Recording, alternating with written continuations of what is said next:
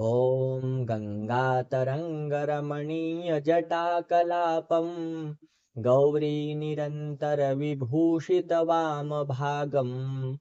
नारायणप्रियमनङ्गमदापहारं वाराणसीपुरपतिं भज विश्वनाथं वाचामगोचरमनेकगुणस्वरूपं वागीशविष्णुसुरसेवितपादपीठम् वामेन विग्रहवरेण कलत्रवन्तं वाराणसीपुरपतिं भज विश्वनाथम् भूताधिपं भुजगभूषणभूषिताङ्गं व्याघ्राजिनाम्बरधरं जटिलं त्रिनेत्रम् पाशाङ्कुशाभयवरप्रदशूलपाणिं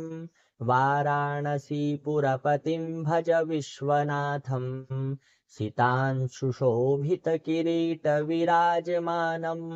भालेक्षणानलविशोषितपञ्चबाणं नागाधिपारचितभासुरकर्णपूरं वाराणसीपुरपतिं भज विश्वनाथम्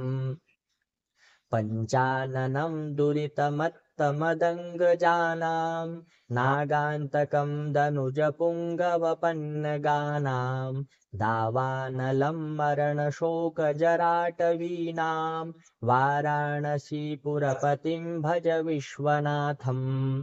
तेजोमयं सगुणनिर्गुणमद्वितीयम् आनन्दकन्दमपराजितमप्रमेयम् नागात्मकं सकलनिष्कलमात्मरूपं वाराणसीपुरपतिं भज विश्वनाथं रागादिदोषरहितं स्वजनानुरागं वैराग्यशान्तिनिलयं गिरिजासहायं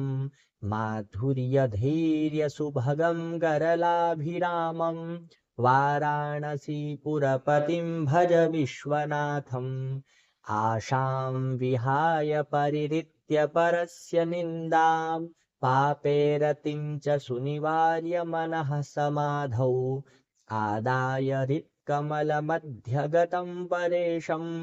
वाराणसीपुरपतिं भज विश्वनाथं वाराणसीपुरपतेस्तवनं शिवस्य व्याख्यातमष्टकमिदं पठते मनुष्यः विद्यां श्रियं विपुलसौख्यमनन्तकीर्तिं